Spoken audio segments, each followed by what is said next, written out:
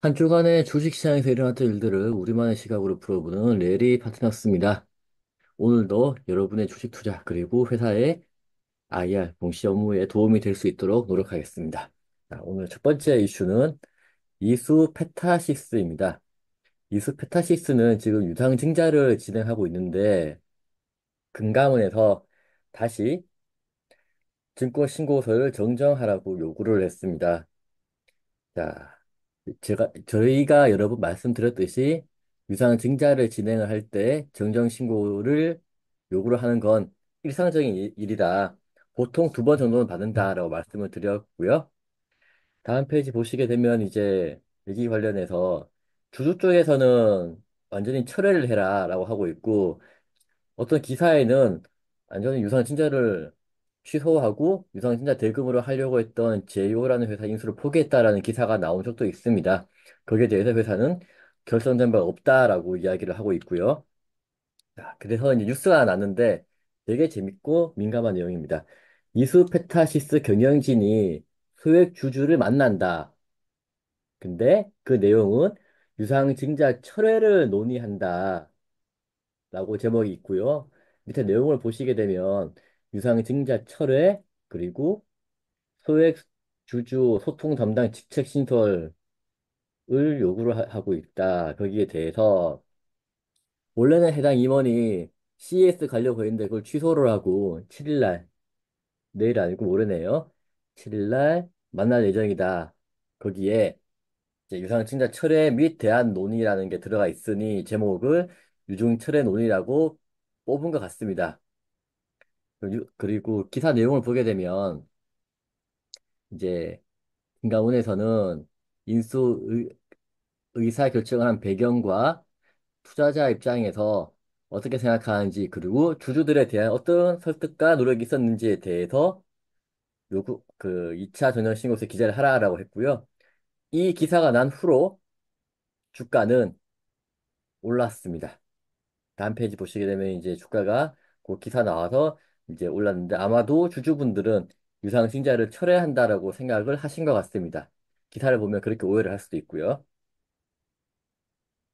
예, 그 이수 페타시스가 이게 저번에 한번 다뤘을 때 이게 장 끝나고 이제 공시가 나가가지고 뭐 그래서 장 끝나고 뭐 올빼미 뭐 이런 얘기를 했었던 적이 기억이 나네요.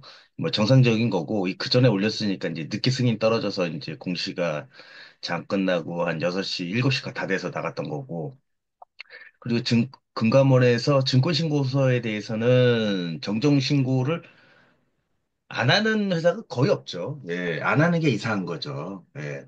제가 보기에는 금감원 출신 사람이 회사 가서 다시 증권신고서를 내도 정정신고를 맞습니다.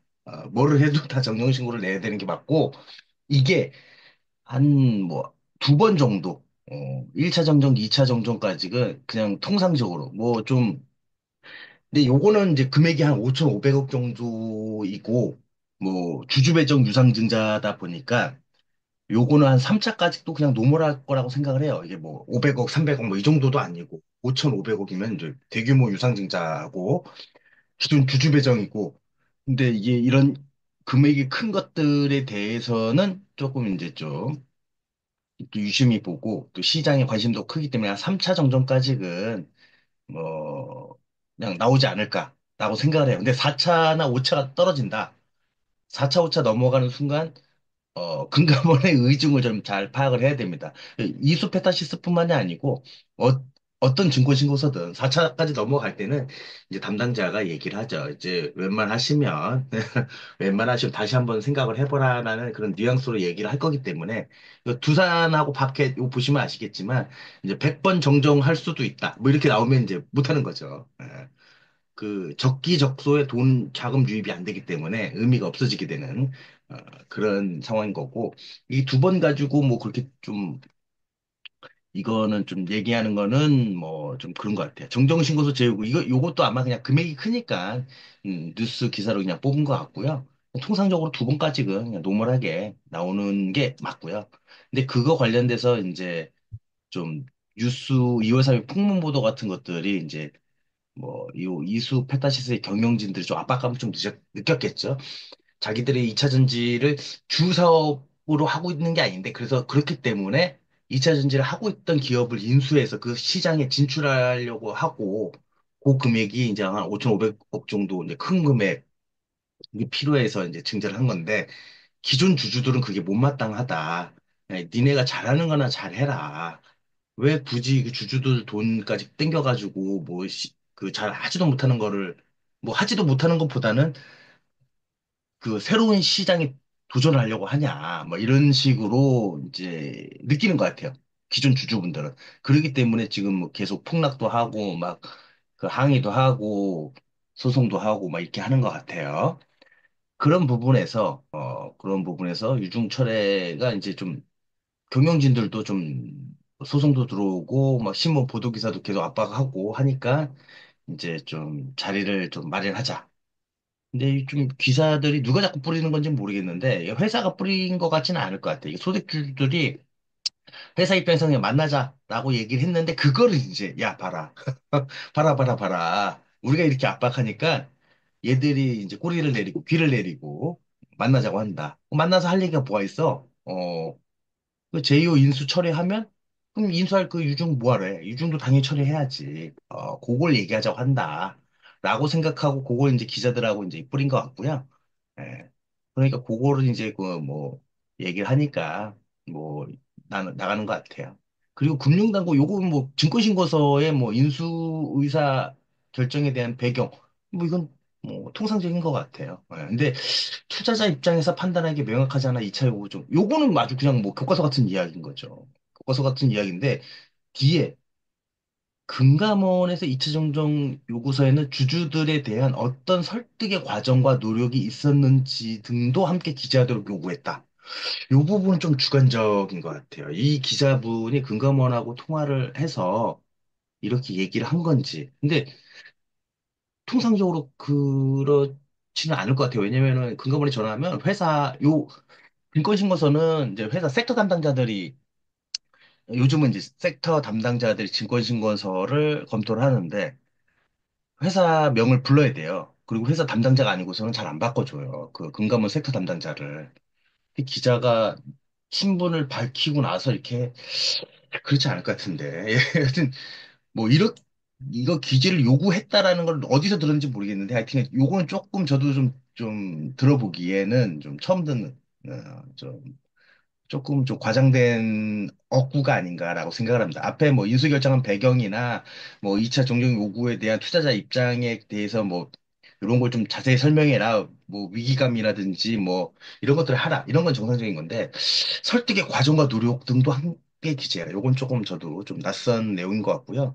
어찌됐건 시장에서는 뭐 주가가 답을 해준 거죠. 주가가 답을 해준 거고, 이게 뭐 그냥 뭐 하다가 갑자기 급등했다는 건 기사가 나오면서 이제 호재성 기자라고 판단하는 거라고 생각을 합니다.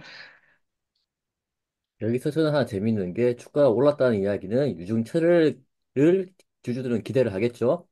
그리고 금감원은 정정 요구를 하면서 그 기자분이 쓴 걸 사실이라고 가정했을 때 주주들에 대해서 어떤 설득의 과정과 노력이 있었는지 포함해라라고 했으니 이번에 만나잖아요.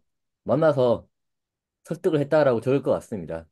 만약에 유상 증자를 철회를 한다 그러면 만날 필요도 없죠. 그냥 바로 철회하면 끝인데 그렇기 때문에 저는 유상 증자 철회를 하는 거는 굉장히 어렵다.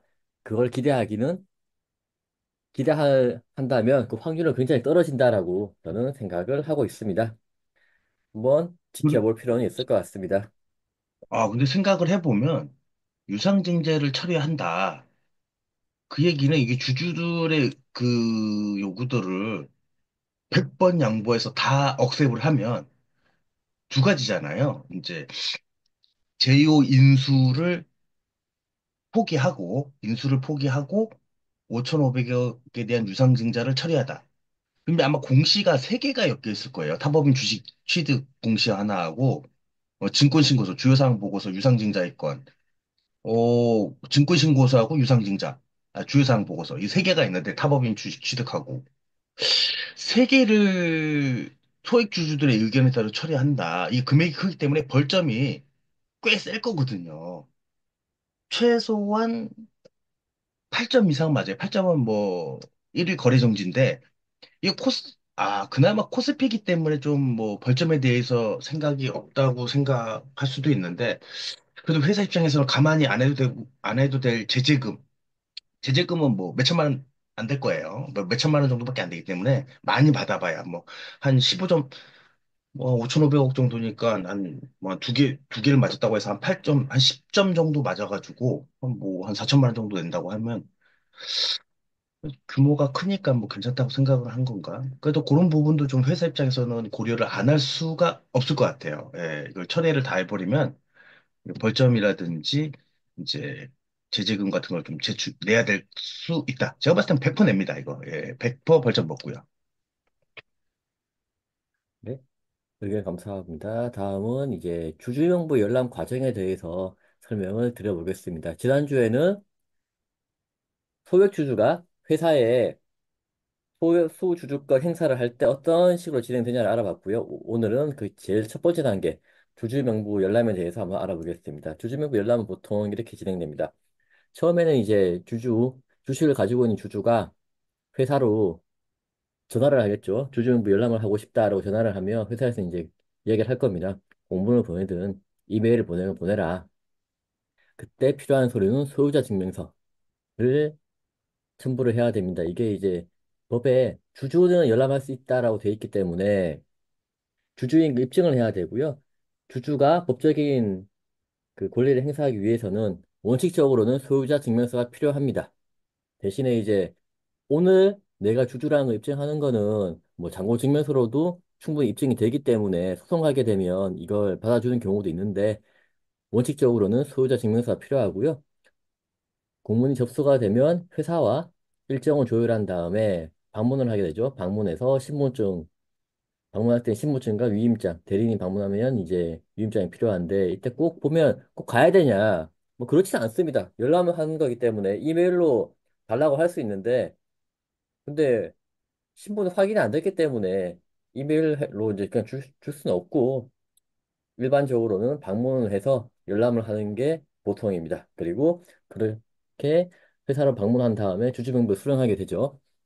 자, 이런 절차로 진행이 되는데 다음 페이지 보시게 되면 이제 이게 한 회사가 이제 주주명부 열람을 할 때는 어떻게 해야 된다라고 공지를 띄운 거고요. 이게 정석입니다.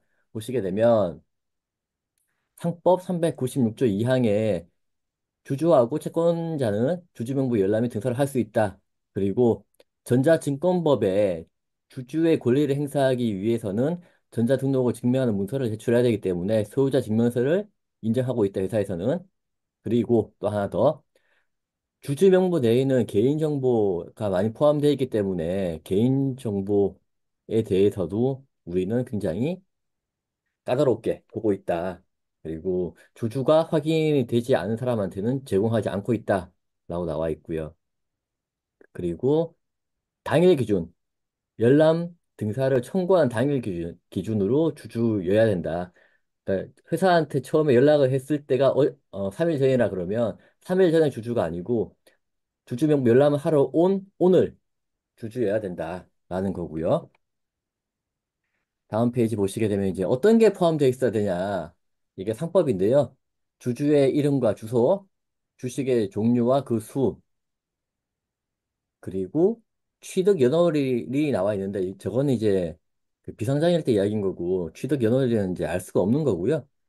여기에 따라서 주주명부를 기재를 만들게 되고 열람을 하게 되는데 회사에서 예탁원으로부터 받는 주주명부에는 이메일이 적혀 있습니다. 있는 분도 있고 없는 분도 있는데 그 부분은 회사가 선택을 해서 줄 수 있거든요. 그래서 상법 따르면 이제 이메일 안 줘도 되기 때문에 보통은 열람을 할 때 주주명부에 이메일은 삭제를 하고 주고요. 다음 페이지 보시게 되면 이제 가끔은 회사에서 개인정보가 있기 때문에 못 준다라고 하는 경우가 있습니다.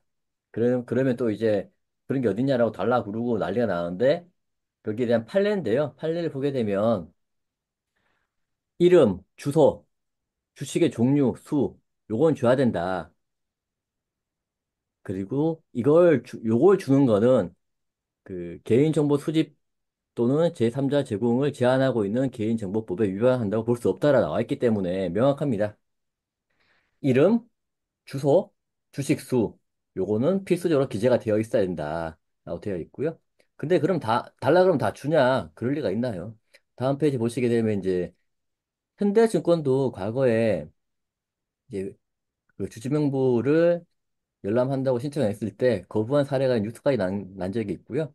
자, 보게 되면 이제 판례상 그 주주명부 열람을 한 사람이 청구 목적이 정당하지 않다는 걸 입증하는 경우에 거부할 수 있기 때문에 회사에서는 거부를 하는 거고요.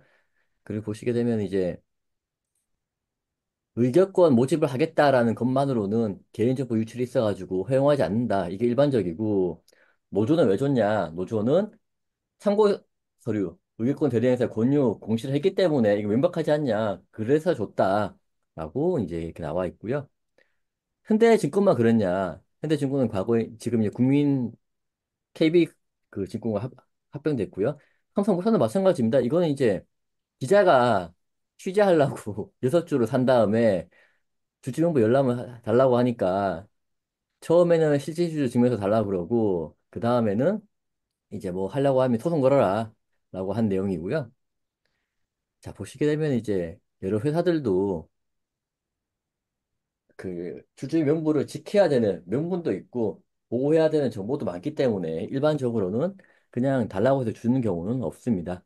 그리고 최근 들어서 이상한 그 판례들이 나오고 있는데 다음 페이지 보시게 되면 작년 12월 27일, 그러니까 2023년 12월 27일 날 소송 판결 받았는데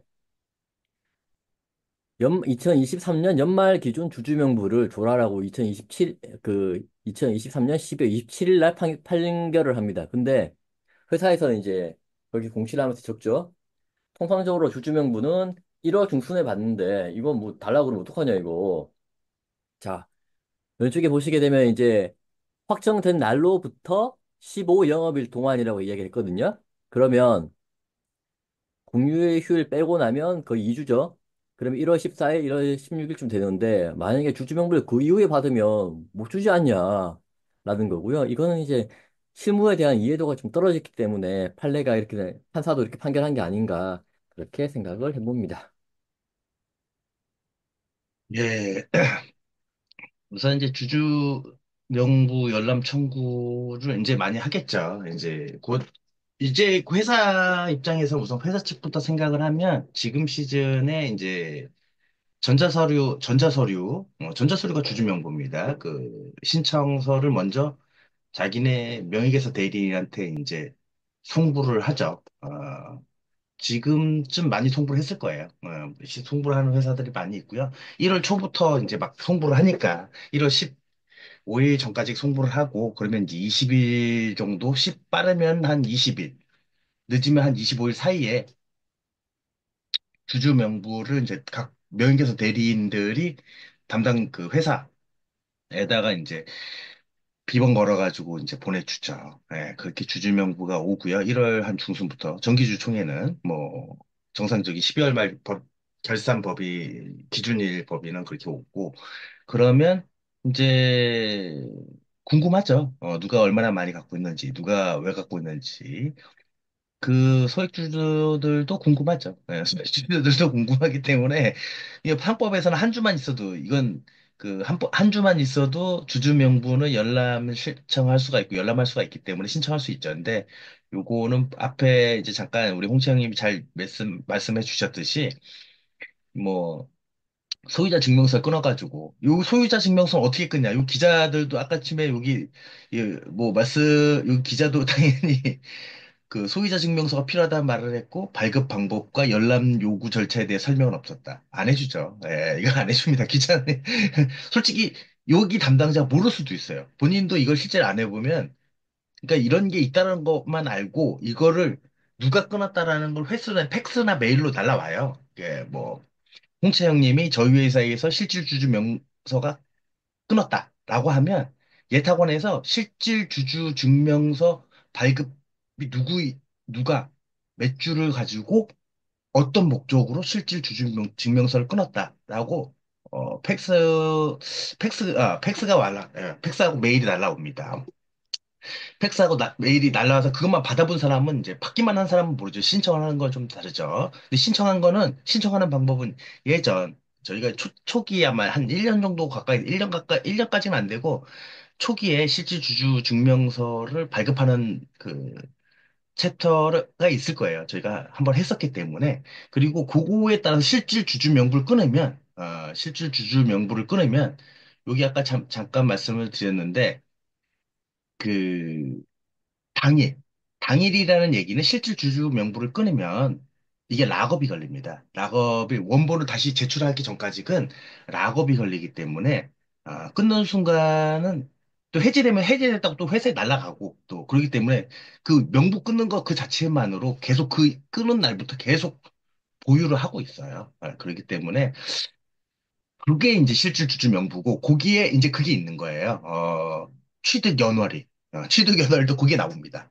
보유 기간하고 다 나오기 때문에 그런 부분이 있어서 실질 주주 명부가 그게 돼 있는 거다. 그런 부분이 있고요. 그 실질은 뭐 당연히 이제 회사에서 뭐 이런 거 다 쌩까고 명부서 끊어서 연락해도 쌩까죠. 거의 대부분 쌩까입니다. 쌩까고 그냥 소송으로 답하는. 소송을 해야지만 이제 소장 가고 이제 뭐 판결 내리기 바로 직전까지. 판결 나서도 잘 안 주는 데도 있긴 한데 하여튼 보통 정상적인 회사들은 뭐 소송 가기 직전에 주든가 소송 가서 그냥 그 판결 나기 전에 주든가 판결 난 다음에 주든가 뭐 그렇게 하고 있습니다. 세 가지 중에 가장 늦게 주는 게 가장 좋죠. 회사는 대충 알고 있으니까 분기별로 받은 것들도 있을 거고 아니면 기말에 먼저 받으니까 요 아까 지금 여기서 보시는 것처럼 이게 판결문이 좀 웃긴 거죠. 이 판사분도 이런 걸 잘 안 해보셨으니까 이렇게 그러니까 뭐 이렇게 된 것 같아요. 12월 30일 27일 날 판결문을 냈는데 30일 기준으로 15 영업일, 27일 기준으로 15 영업일. 근데 상장사들 우리나라 그 한 코스닥만 해도 한 2천 몇백 개가 되는데 2천 개가 가까이 되는데 그것도 대부분 다 이제 1월 중순에 봤는데 안 받으면 어떡하려고 막 이렇게 했는지 모르겠어요. 근데 뭐 받아서 주기만 하면 이제 요거는 이제 변호사의 문제죠. 이제 잘 소명을 해서 이렇게 주겠다, 안 주겠다는 게 아니고 주겠다라고 잘 소명을 하면 판결문 하기 전에 잘 이렇게 좀 됐었었지 않았나, 라고 생각을 하고요. 이게 그 율사 분들도 잘 모르시죠. 율사 분들도 실제로 잘 안 하시면은 그냥 그 상법이나 이런 거 보면 당연히 다 회사가 항상 언제든지 달라고 하면 줘야 된다고 생각하고 있기 때문에 근데 실제 하는 거하고 전자 그 전자주식 그 법이 도입된 이후로 많이 바뀌었죠. 예. 그렇기 때문에 많이 바뀌어서 요거는 좀 그런 부분이 있다. 근데 일부러 이런 걸 내기 위해서 그 주주명부 열람 청구를 하시는 분들도 있어요. 실제로 이게 제목이 경영권 분쟁이기 때문에 저번에 잠깐 말씀드렸듯이 경영권 분쟁이기 때문에 뭔가 이슈가 있는 것처럼 보이기 위해서 이 소송 자체는 그닥 큰 돈 들이진 않거든요. 예. 인지대나 뭐 이런 것들이 큰 돈 들이지 않기 때문에 전자소송으로 이렇게 하면 되기 때문에 그냥 한번 내보는 그런 경우도 있긴 있습니다. 근데 그건 좀 드물죠. 예. 드물고 그래도 뭐 한번 해볼 법한 내용인 것 같기도 해요. 예, 예, 그렇습니다. 예. 최근 요 아까 들어서요, 법원에서 판결 나오는 거 보면 PDF나 엑셀 파일 등의 전자적인 방법을 포함한다라고 나오는 경우가 많거든요. 이게 왜 그러냐 그러면 과거에 주지명부 열람 신청을 하게 되면 마지막에 이제 줄 때 서면, 그러니까 프린트해서 주는데 그 글씨를 갖다가 어떻게 주는 건 이제 안 정해져 있으니까 뭐 폰트 2, 3 이런 식으로 해가지고 알아보기 힘들게 주는 경우가 많다 보니까 아예 저렇게 엑셀 파일이라고 명시해서 신청하는 경우가 많습니다. 그러면 이제 꼭 저렇게 줘야 되는데 보통은 이제 그 판결문에 엑셀 파일 등 뭐 이렇게 나오기 때문에 그거 가지고 또 싸우는 경우도 있고요. 네, 그렇습니다. 자, 그리고 이제 다음은 Q&A 가보도록 하겠습니다. 이건 재밌는 어떤 사례가 될 건데요. 회사 주식을 5% 가지고 있던 A라는 회사가 B라는 사람한테 주식을 매도했다. 그러면 발행 회사인 S라는 회사에서 공시를 해야 되냐라는 질문을 했거든요. 답을 한번 해주시죠. 당사 주식이 S 회사의 주식을 5% 갖고 있던 뭐 A 회사가 비개인 투자자에게 매도했습니다. 보고서 두 개를 써서 제가 제출하면 되는지요? 요 제가라는 사람은 당사 주식 S라는 회사의 공시 담당자나 뭐 직원인 거겠죠. 어, 교과서적으로 말씀을 드리면 5%였던 A 회사가 그 대량 보유 상황 신고서가 올라가 있을 거고 뭐 일반인지 약식인지 모르겠어요. 단순 투자 목적이니까 약식이겠네요. 5%에서 0%가 됐으니까 공시를 A 회사가 하겠죠. 그렇기 때문에 S는 공시 의무가 없어요. 그러면 이제 A 회사한테 산 B 개인 투자자 5%가 넘었죠. 이제 신규 보고를 하겠죠. 이 사람도 이 사람이 하는 거죠. 이 사람이 하는 거죠. S가 왜 걱정을 하는지 모르겠네요. 이 S 담당자가 좀 이상한 오지랖이 넓으신 분인가?